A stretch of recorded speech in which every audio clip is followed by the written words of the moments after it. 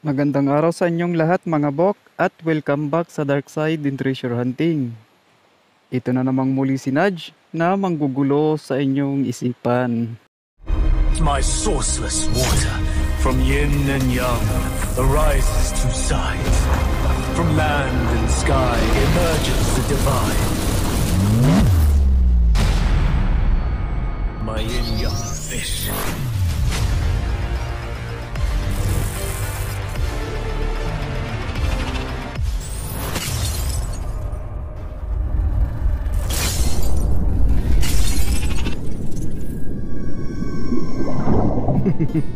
Guguluhin ko muna isipan nyo mga bok sa ngayon sa marka na to. So ayan mga bok, ito yung magiging topic na naman natin mga bok.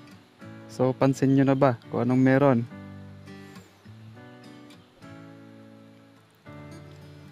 So ayan mga bok ha. Baka akalain nyo pagong. So hindi yan pagong mga bok. Ano yan mga bok? Ito si Kappa. No. Puro ka na lang kapa, Nudge. Kapa ka ng kapa. Pagong yan eh. Oo mga bok. Wala naman silang pinagkaiba ano. Halos ni Pagong at si Kappa. So ito yung kabuuan niya mga bok. Ayan, tapes yan. Tapos parang letter D ito. Yan. Yung kabuuang ano niya mga bok. Yan o, parang letter D ano. So mouth. So mag-shoutout muna ako mga bok sa mga ka-teach natin na nagpapa-shoutout ano. So shoutout kay Bobit Sukiti. Shoutout sa iyo bok. At kay Bok Remy Galore. So shoutout sa inyo mga bok. At sa mga ka-teach din natin na palaging nasa sa comment section natin. So shoutout na rin sa inyo. At sa mga ka-teach natin na nagla-like ng video natin, so shoutout na rin. Hindi ko naman kayo maisa-isa mga bok, gawa ng hindi ko naman alam kung sino sa inyo. So malaking tulong yun mga bok, yung pag-like ng mga videos natin ano. So malaking tulong yan sa channel ko para ma-post ni YouTube yung mga videos natin. So ito ngayon mga bok, ayan. So unang-una, ang pagkakaiba nila ni Kappa, tignan nyo yung ulo. So pagpagong oblong yan ay rounded yan, no? So lalabas parang oblong ang ulo na pagka ginamit nila ang Divine Beast. Pagka si Kappa ganito. Pangalawa, kahit hindi man yan triangle yan mga bok, kahit hindi yan matulis, pinuto lang, so Kappa pa rin yun, hindi yan pagong. So lagi nating isaalang-alang mga bok, pag gumamit sila ng pagong, hindi nila yan inahalin tulad dito sa atin ha. Ang concept niyan, lahat ng mga animals na makita natin na inukit sa bato, o ang bato mismo ang inukit, so derive yan sa kanilang kasaysayan mga bok, hindi sa atin, no? Yung mga nakikita nilang ano, mga nakikita nila ditong animals dito sa atin, so hindi yon, ginaya lang nila yung iba. Pero ang sa kumpas pa rin nun mga bok, so may susundan tayo nun, lalo na pagka Divine Beast ang gamit. So ito hindi naman Divine Beast. So pangalawa, pagpagong yan mga bok, buo yan, hindi ganyan, hindi tapyas ano, tinapyas yan eh.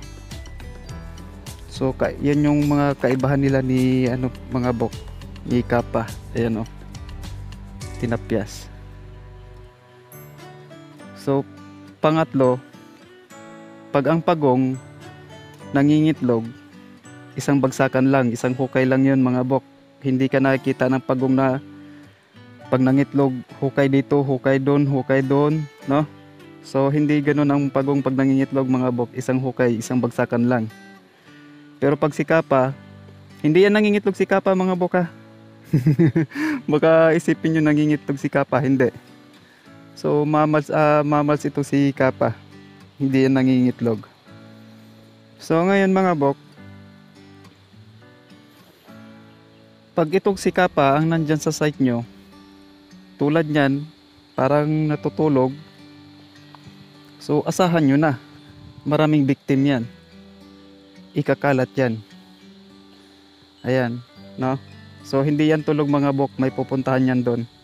May target yan. Aakalain lang natin na tulog kasi walang paano. Pero isipin natin mga bok, tubig to. No, tubigan yan. So ibig sabihin lumalangoy yan. Hindi yan pagong mga bok ha.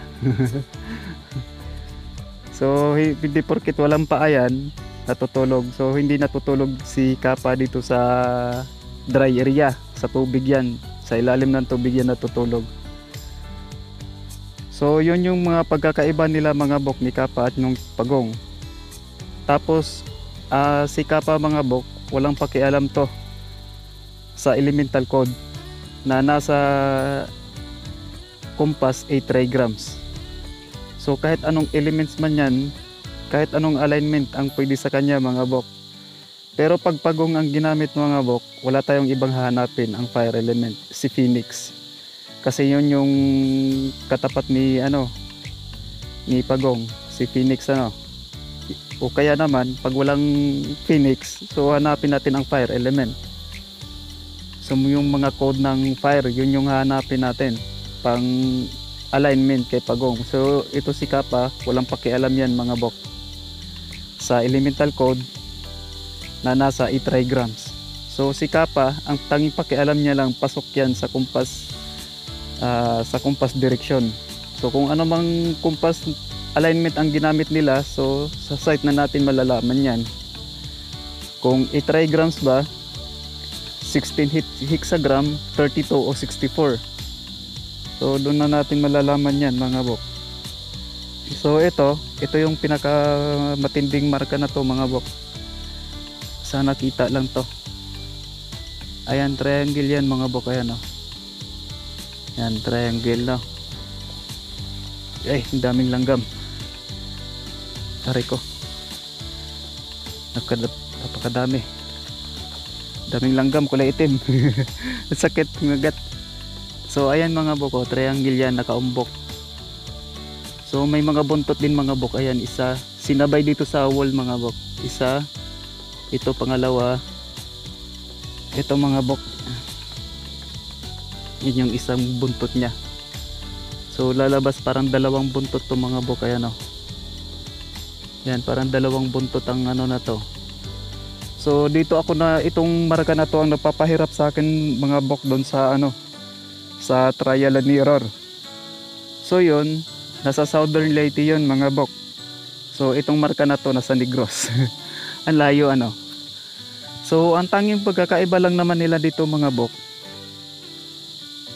yung marka ng ko doon, nasa trial and error ko, nasa loob to ng butas. May naka-concave tapos nilagay ito, may buntot din. So ito wala, nasa labas. So ang decoding nila mga bok, pareho lang din naman. So ang pagkakaiba lang, may pagkakaiba lang sila. Kasi ang ibig sabihin nung nasa trial and error ko, yung hahanapin natin nasa loob ng hukay. So ito wala. So ano ba ibig sabihin nito mga bok? Yan, triangle yan. Tinuro ko na sa inyo kung anong mga meaning pagka triangle Pero sa ngayon mga bok, tanggalin muna natin yun kasi may buntot ito. Iba yon. So isa lang ang na yan mga bok, isa lang ang meaning niyan. Rock. Pero since nakabaliktad ito mga bok, nandito yung tulis, water element. Tanggalin muna natin yung water element mga bok. So baka mamaya magamit natin yung water element pag nagkumpas na. So tanggalin muna natin yun. Andalhin natin itong rock, bato. Ang hanapin natin mga bok. 3 bato. Bato pala, sorry. Bato, tapos ito yung deposit mga bok. 1, 2, 3, 4. Sinabay to sa mga bok, yung pang-4. Ayan, sinabay. Kinat na to mga bok ha. Yan. So ibig sabihin yan mga bok, may isang deposito na magiging alignment natin ang wall. Pero hindi itong wall na to mga bok. Sinasaad lang yan dito sa marka na sa isang deposito magiging pang sintering natin tong wall. Pero hindi itong wall mga bok ha. So yan yung tandaan nyo mga bok. Mga bok Yan yung buntot ng buntot ng triangle, isa. Ayan, may isa dito. Patusok to mga bok ha. Hindi yan nakaharap dito. Patusok yan pababa pa ganyan. Tapos ayan mga bok, oh. May linya. Ayan. Ayan yung linya dito sa baba. Ayan. Taas at baba. Ano mga bok, taas at baba. Isa, dalawa, tatlo. Meron pa dito mga bok. Kasya din daliri. Bilog din. Ayan. So ito bilog din. Yan. Kasyang kasya. Parang halos dalawang daliri magkasya nito mga bok. So meron din naman, ayan, taas at baba din yan yung maliit mga bok. Nasa taas at baba, magkalapit lang yan. So may butas din dito mga bok, pero hindi na bilog. Wala na. Ayan na. Pahaba. So ito lang yung kukuhanin natin mga bok. Isa, dalawa, tatlo, apat. So nakasa din dito, isa, dalawa, tatlo, apat. Isang deposito na sa gilid niya, yung pangalawa na sa taas, yung pangatlo at pang-apat nandito sa harap, sa harapan niya. So kaya dito yan nilagay mga bok. Ayan, ito rin nakasa din yan, may item dito sa gilid niya, malapit ano. Ayan o. Tapos meron din sa taas, may isa. So nandito sa baba yung tatlo, isa, dalawa, tatlo. Meron ding isang deposito na nasa taas. So yun yung ibig sabihin yan mga bok. So hindi pa yan mga bok ha, hindi ito layout ng Aray ko, kadaming langgam. Puno na akong ng kagat mga bok. So taas at baba may isa. Ay, taas at baba. Tapos hiniwala yung isa. So ibig sabihin magkasama yung tatlo na yan sa isang side. May isa din doon sa taas.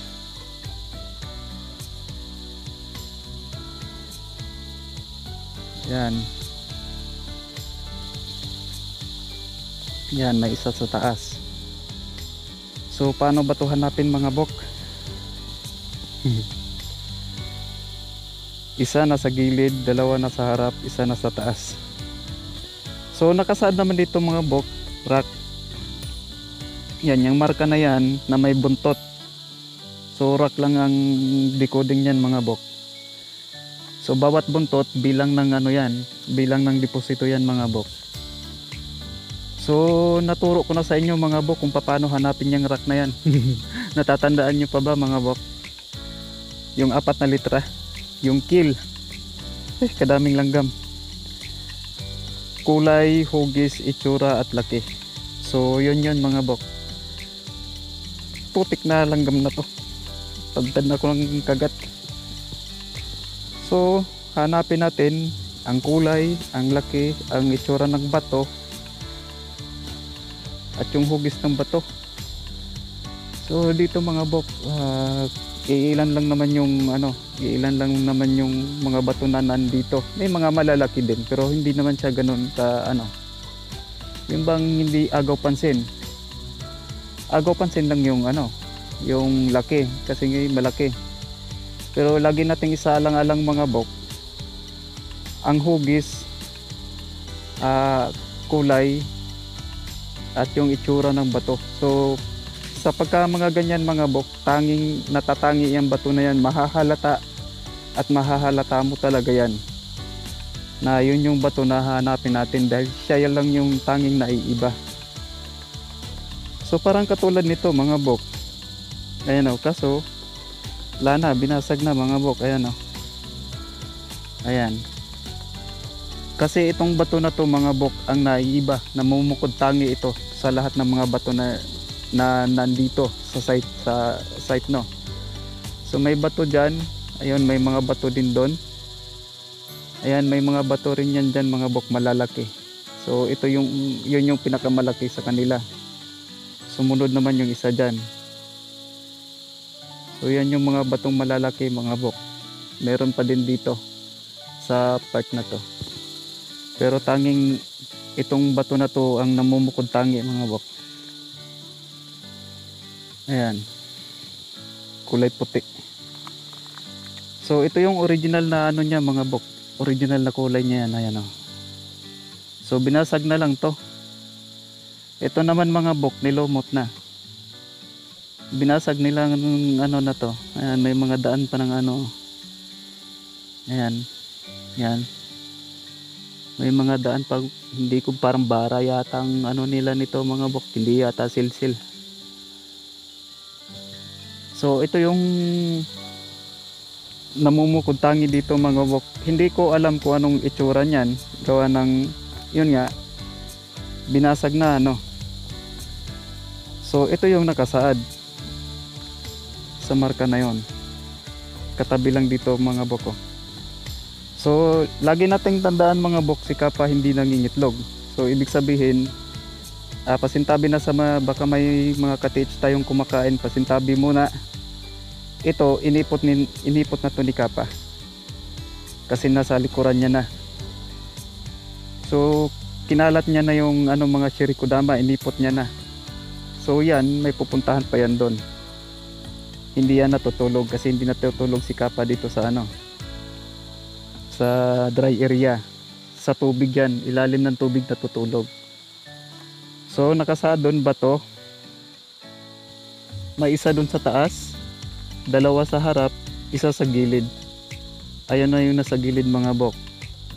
So yung sa taas, wall ang gagamitin nating pang cross line. So nandito yung sa baba yung tatlo, nandun sa taas yung isa. Ayan o, isa sa taas, tatlo dito sa baba. Isa dito nandito sa gilid, nandun sa taas yung isa, yung dalawa naman dito sa harap. So ito yun mga bok, tabi-tabi lang ito. Ito yung ipot ni Kapa mga bok. Pag ganito si Kapa mga bok ha, hindi nangingitlog. Ang pagong naman mga bok, pag nangitlog, isang butas lang yon, isang bagsakan. Walang pagong na nagkakalat ng itlog. Hindi nila kinakalat, isang bagsakan lang yung itlog. Tingnan yan mga bok. So andun si Kapa, 5 yards mula doon mga bok. 15 yards mula doon. So ito yung isa mga bok. Ayan o. Tingnan muna natin yung likuran. Yan mga bok, may C, no? Ay, sino? May C. Ito mga bok, C, tapos may slash. Yan. Ay, kadami bang langgam, lintik na yan. Kadaming langgam mga bok, yung kulay itim, sakit mga gat. So ayan mga bok ha, yung C, tapos slash. So alam nyo na kung ano decoding yan, no? Joule at young metal, barita, mga small bars kasi maliit lang yung slash. C tapos slash, parang naka-concave yan mga bok. So ito yung mga ano mga bok, target natin. Ayan yung C, yung tawag nito, ang code ni Halot kay tawag nito kay Susano at saka kay Amaterasu tong code na to. Gates tsaka Joel ang code ng gemstone. So yon, C tapos may slash, no? So ito yon mga bok. So yan, dito lang tayo sa harap niyan mga bok. Yan dito sa harap. So wala yung mga bato na yan mga bok, maliliit yan. Tapos ayun si Kapa. Ito yung pang ano natin mga bok. Ito yung crossline natin dito. Si Kapa at yung C na yan, nakaharap dito yan, nakaharap. So nasa 45 degrees yan mga bok. Nasa ano naman, 315 naman si Kapa. Ayan. So astras lang ako ng konti. Andun si Kapa, papunta yan dito.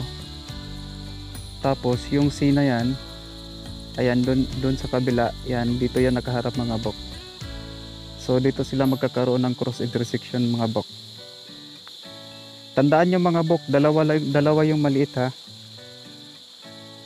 Ayan mga bok. Yan. Dalawa yung maliit na kasaa dito na naka-align dito sa gilid niya. So tatlo ang nandito sa side na to. May isa dun sa taas. So nandyan na yung isa mga bok. So ibig sabihin, yung deposito na yan, yan yun mga bok. So yung dalawang maliit na up and down, so andun yun mga bok. So itong parte na to mga bok, medyo mataas yan, yung kumurba pababa ng konti. So up, down.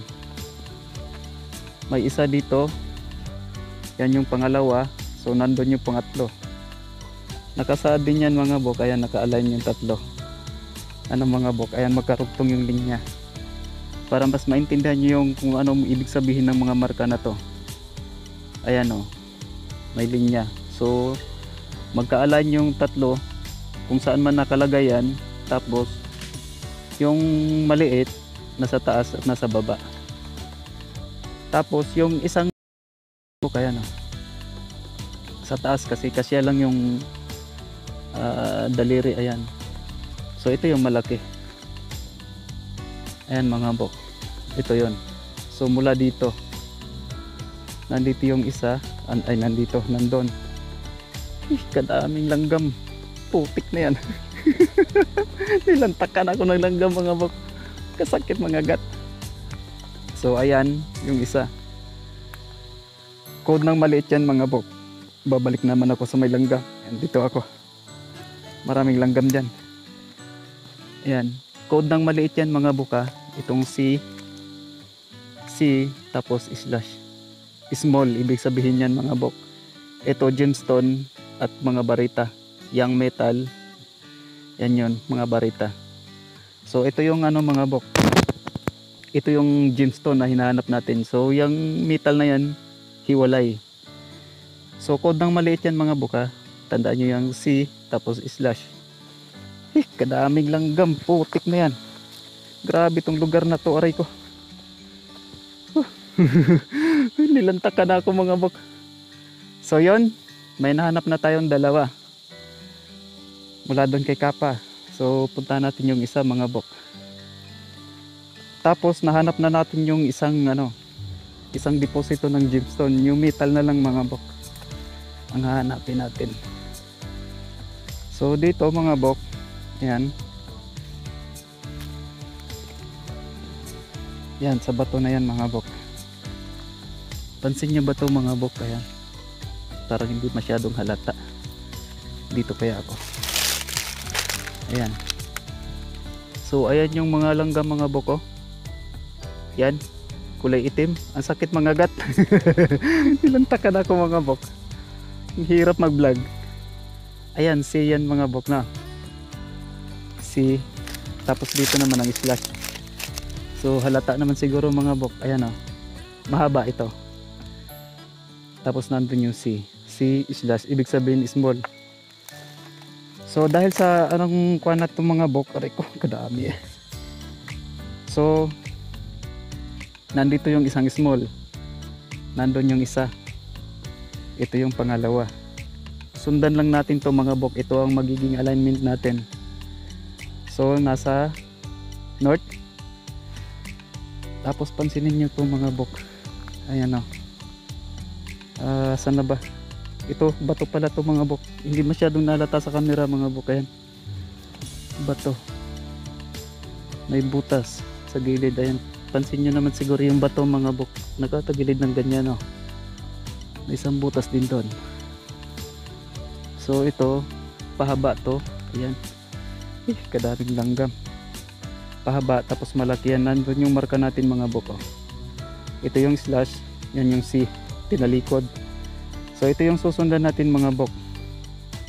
Yan, person din yan mga bok. Nakatayo. No. Yan. Ito yung pang gawin natin tong pang ano mga bok, pang cross line para dito sa person. Kasi magta-travel tong person na to eh. Maglalakad to. So haharangan natin yan para mag-stop yan dyan. So dito ang tawag nito. Dito sila mag-intersect. Yung sa ano na yan. C, nakaganyan pala yung C mga bok yan. Tapos slash. Pangalawang maliit. So sa east mga bok, ayun. Hindi nakikita. Takpan lang natin ng konti. Ay, hindi kaya. Ano ba yan? Yan.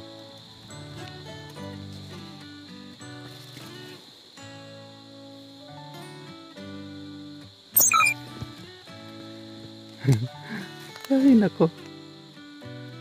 Sana makita lang to mga bok. Ayan mga bok, oh. Pansin nyo ba mga bok, ano meron? Ano, parang araw. Ay, hindi ko masyado mabilang tong ano mga bok. Parang 6 yata to. 1, 2, 3, 4, 5. Parang 5. 5 yata, tapos araw. So sa harapan na tayo nito mga bok. Itong ano na to, itong marka na to. Hindi na tayo lalayo. Sa harapan lang nito. So yan, mula dyan. 3,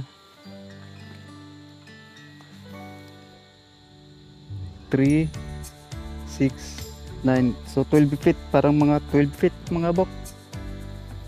So mula dito sa center na to, ayan, sa marka na yan, dito yan magkakaroon ng cross intersection. Tapos ayun sa east mga bok, yung parang araw ano, nasa east.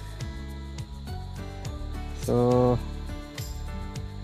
wala akong patunay nito mga bok.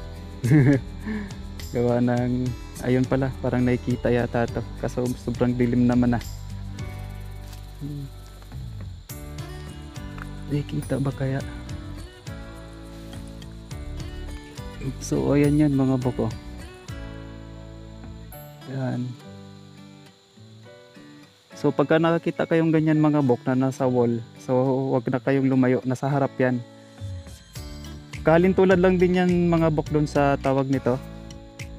Yung butas, may mga butas na nakalagay sa bato. So sa harapan lang din. Parehos lang yan mga bok, kaso poison yan. No. Bantayan nyo yan mga bok, poison yan.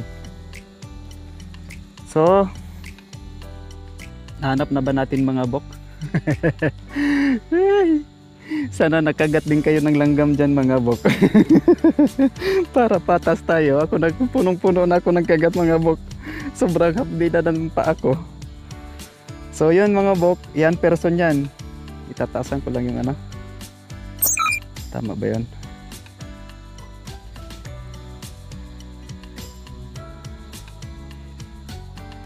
Yan. Taasan lang na natin ng konti. So yun mga bok ha, person, yan magta-travel yan mga bok. Kaya hinarang yung linya na yan para hindi magtutuloy-tuloy sa pag-travel. So titigil lang yung person dyan. Dito lang yan i-align natin. Tapos pang crossline natin yun mga bok, yung araw. Papunta rin yan dito. North, south.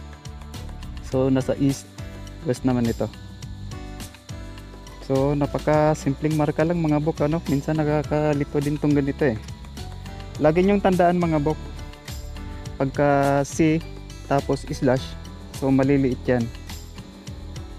Ayan, C na may slash, maliit. Nandito lang. May naka-align dalawa, ayan mga bok. Ayan, oh, isa. Hindi, parang guhit lang to mga bok. So ito lang isa. Ayan, pangalawa. Pahaba yung bato. Tapos parang naka-person yan mga bok ha.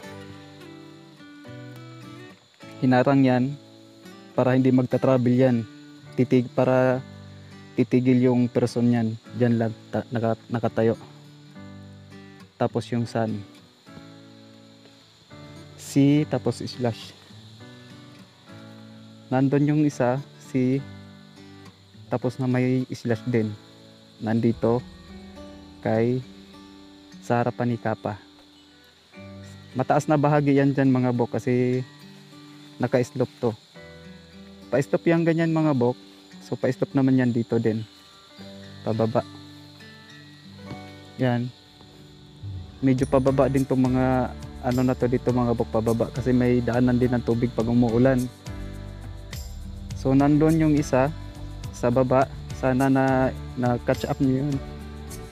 Nandito yung pangalawa na maliit nasa taas na may markang C tapos slash. So yung isa naman, yung doon sa baba, yung marka naman slash muna tapos yung C baliktad. No. So yan yung mga marka ng maliliit mga bok, katulad nito. So ito yung nakasaad dito mga bok. Ayan. Naka-align yung tatlo. Yung isa malaki, yung dalawa maliit. May target pa tayo doon sa taas mga bok. So dahil sa naka-slope to, ang target natin andun. So doon tayo maghanap dyan sa ano. Ito yung target natin mga bok, isa, dalawa, tatlo, apat. So nandito na yung isa mga bok, ayan. Yung mismong bato na yan. Yung pangalawa nandito kasi nandun yung C. Yung slash naman nandun. So ang pang cross line yung C. Doon naman ang pang cross line yung slash. So kuha niya na ba mga bok? Ay, napuno na ko ng kagat. So ito naman mga bok, ayan o, sa likod ni Kapa. Yan, letter D. Kuha ba? Kita lang ba? Ayan mga bok, oh, letter D. Letter D mga bok. Ha? Tapos nakasaad doon bato ang hahanapin. So andito yung bato, ito yung naiiba sa lahat. Hindi natin makita kung anong itsura kasi binasag na. May tatlo dito, isa, dalawa, tatlo. Nasa baba yung isa, up, down. May target din tayo dito. Puntahan lang natin to mga bok. May target tayo dito.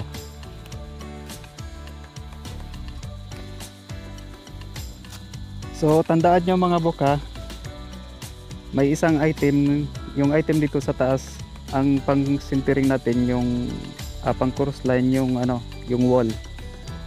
So yun yung nakasaad doon mga bok. So dito sa taas mga bok, wala naman masyadong bato. So, ito lang yung nag-iisang bato mga bok. Ayan. Medyo may kalakihan. Yan. Dito sa baba, pero marami yan dyan sa taas mga bok. Ayan o. Yan, mga bato yan dyan mga bok. Yan, mga bato. So ito yung pinaka magandang ano mga bok. Yan. Sana nakuha lang to. Ang hirap kasi. Yo, ayan. Pansin nyo ba mga bok? Ayan. May butas na malaki na. Pero ito yung item. Shaft yan mga bok. Ito yung item, isa, dalawa, tatlo. Ito yung pang-apat mga bok. Pansinin niyo mga bok. Yan, isa, dalawa, tatlo. Putik against the ano tayo mga bok. So ayan yung isa mga bok. Ayan, pangalawa, pangatlo, pang-apat. Shaft yan. So yan yung marker natin mga bok. Wala sa marker na yan may katabing isa.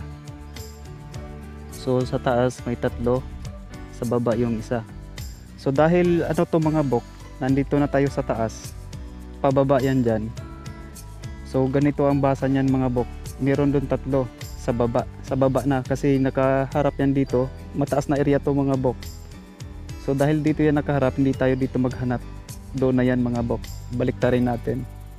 So i-apply natin ang Izanagi method mga bok. Baliktarin, no? So ganun yung Izanagi mga bok. Ayan, may tatlo nakalinya, may isa nakahiwalay. Sa tatlong ano na yan mga bok, sa apat na deposito na to, yung isa malapit lang sa marker. So nandun yun. Ito yung pang-apat mga bok. So andito. Hindi yata nakikita to. So ayan mga bok. Yan. Kasya yung daliri ko mga bok. Ayan, oh. Yan. Oh. Nakaharap na yan dito mga bok. Hindi na patusok. Hindi na kaganyan, no? Paharap na. May butas din dyan mga bok ito. No. Hindi yan palabas mga bok, ha. Malalim to. Yan, malalim yan ganyan. So, tingnan nyo mga bok, walang nakausli na papunta doon. No, kumbaga walang hulugan. So, andito yung isang butas. Ayan siya, oh. So, ito yun mga bok. So, mula dito sa harap, yan, sa harapan ng kung saan man nakaharap yung butas na yan. So, yun yung ipang-align natin mga bok. Pang crossline natin to. So, ayan mga bok, oh. Naka-wall. So, ang gawin natin mga bok, ito.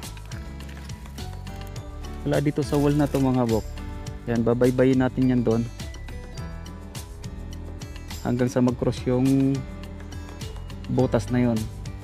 So, itong wall na to, ang magiging pangsintiring natin dyan sa butas. Ng ano na yan. Ay, dito, yung pala. Hindi pala to. May butas ng bato. Papunta dito. Tapos ito yung pang crossline natin mga bok. Ayan, o. Ha? So, kuha nyo na ba mga bok? Ay, ginoo ko. Puno na ako ng kagat ng langgam. So, ayan. Pagka mga butas na nasa harap, wag na kayong lumayo mga bok, ha. Hindi na tayo lalayo. Ayan mga bok. Yung butas. So papunta yan dito. Yan. Tapos pang crossline natin yun. Ayun, oh, yung wall. Ayan. Yung wall. So nahanap na ba natin mga bok? Ay, ginoo ko.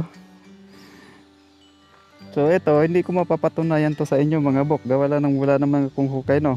Likod lang naman tayo dito. So ayun, nasa sa inyo na yan. Kung maniwala man kayo o hindi ko kayo pipilitin. Walang sa pilitan to mga bok.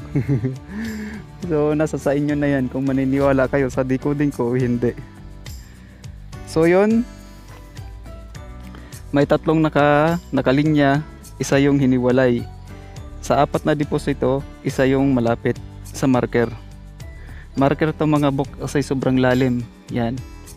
So ito yung mga item kasi yan lang yung daliri, yan tigisan daliri. So may 4 na deposito. So yun din namang nakasaad yun doon bok. Mga bok na. Yun din yung nakasaad doon. May 4 na deposito. So ito naman magkaiba lang sila dito mga bok. Kasi ito, in-emphasize na nito kung alin yung maliit at saan yung malaki. Ngayon, ang problema na lang dito sa decoding mga bok, talaga sa totoo lang. Sa decoding, kung hindi mo alam ang marker na to, hindi mo to matutunton. So mapupuno tayo ng baka.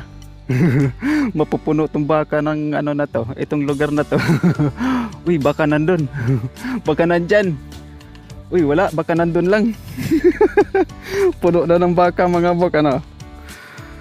So yon, tandaan nyo yung marka na yan mga bok, ha. Yan. Yung marka na yan, yung triangle na baliktad na may mga buntot. So bato ang hahanapin yan. Kung ilan man ang buntot na meron yan, yan din yung bilang ng item. Katulad nito mga bok. Ayan, 1, 2, 3, 4. Aray ko. Ayan mga bok. Ayan. 4. 3 naka-align. 1 nasa baba. Hindi nakahiwalay. Kadaming langgam. Kasakit. So, ganito si Kappa mga bok, ha. Hindi yan pagong mga bok. Tandaan nyo, pag si Kappa, pag ito ang nagdala ng poison mga bok, triple ang dala nito. may poison mang dala si Pagong, pero baliwala yan kay Kapa. Dahil mas matindi to si Kapa mga bok pag ito ang nagdala ng poison. So yan yung mga kaibahan sa kay Kapa at ni Pagong. So alalahanin yung maigi mga bok yung kaibahan nila para hindi kayo malilito. No? Ano bang mga alignment na gagawin? So si Pagong, kasi divine beast yan, si Phoenix ang hanapin natin, yung ibon. Kung wala mang ibon,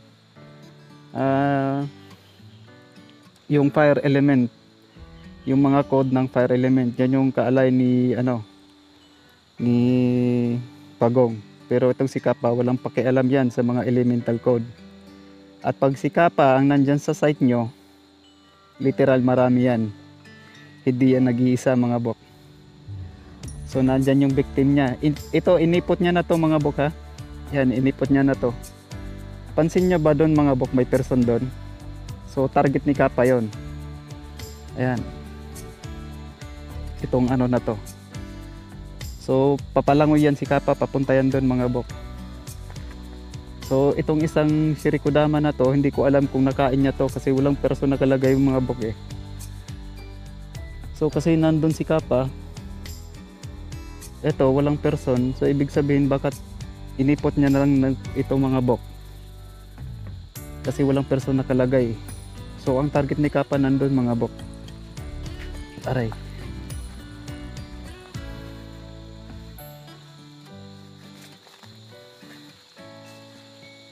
So ito yung target ni Kapa. Ayan. Ito person yan mga bok. Ayan, si tapos slash. Pansin nyo rin ba ito mga bok? Tatlong ano yan mga bok oh. Tatlong daliri. So wala pa sigurong nakapagturo sa inyo mga bok kung saan hinango itong mga marka na to. Wala pang nakapagturo sa inyo mga bok ano. Si Kapa din yan mga bok. Yung ulo ni Kapa yan nagbaw. Nandito yung person niya. Nandito yung person nakatayo. Kaya kung mapapansin natin mga bok, ayan habang nakatayo ako dito, yung ano na yan, yung guhit na yan, ayan. Pag nagbabaw ako mga bok, dyan lang. Wala dito sa kinatayuan ko, naandyan. Kasi yan si Kapa mga bok, nagbaw yan. Kuha nyo ba mga bok? So, sana nalito na kayo sa mga pinagtuturo ko mga bok ano. Yan derive yung mga bilog-bilog niyan sa ano mga bok ha. Yun sa mga kahoy. Si Kapa yan nagbaw. So yung person doon mga bok, ayan nakatayo yung person, nagbaw din. Kaya si Kapa nagbaw yan. Ayan yung tawag nito. Yung ball ni ano yan mga bok, yung ball ni Kapa yan. So bakit hindi bilog yan mga bok? Kasi itong mga bok ayan oh. Yan, may person. Ay, enter pala. Yan. Yan mga bok, may enter sign ano. So kung dito ako tatayo, yung si Kapa na yan nakaharap dito, nagbaw. So kung bubuhayin natin yung illusion natin mga bok, so si Kapa, pagka yung bilog na ano mga bok, nagbaw yung ganyan, di ba? Tingnan nyo mga bok. Ano? Oblong. Kaya yun yung nakasaad niyan mga bok. So si Kapa nagbaw yan dito sa tao. Kasi itong tao na to nagbaw din. Kaya pagbaw niya, malapit lang yung ano mga bok. Nandyan lang. So tatayo ka dito. Pag yumuko ka, nandito lang yung magkocross ang ano niyan mga bok. Ayan. Dito lang. Tapos pag tatayo naman ako dito mga bok, sa kung saan man to nag-cross tong dalawa, so makikita naman natin yung ano, yung araw. So ayan yung araw mga bok. Wala nang araw. Ayan ah. Ayan. Ano mga bok. So matindi to mga bok. Ito ang pinakamatinding ano, matinding marka. Ayan mga boko, pahaba, isang malaking bato. may slash na mahaba mula dito papunta yan dun sa likod mga bok, ay dun sa harap kasi taas to eh. Tapos sa harap yung C, so code ng maliit yan mga bok, code ng mga small yung C tapos slash. Gemstone, ito gold bar. Jewel, young metal, kung makabase tayo sa yin yang. Gates din kay Susano at kay Amaterasu, silang dalawang ano niyan, pinatungkulan niyan. So yun mga bok, so ito yun, doon yan direct kay Kappa mga bok ha. Hindi bilog kasi yun nga, pag nakatagilid ayan, bilog tong mga bok ha. Ayan, itatagilid kong konti, pag nagbaw yan, ano makikita natin mga bok, yan o. So ito na to, may intersign yan mga bok, so ibig sabihin hindi dito. So yung marka na yan mga bok, nakaharap yan dito. So dahil ganyan yung ano niyan mga bok, ganyan yung itsura ng butas, ibig sabihin doon yan sa kabila, hindi yan dito. Kung bilog yan mga bok, so ibig sabihin dito lang yan. So may makukuha yata tayo yung example doon mga bok, maghanap lang ako kasi marami to dito eh. Parang meron to dito, may nahanap ako. So yun, sana naintindihan nyo yung mga tinuro ko dito mga bok. Sana nag-gets nyo yung ano. So pagka yan mga bok, yang C, so susundan lang natin yan mga bok ha. Yan, kung saan man nakaharap yung C, susundan lang yan.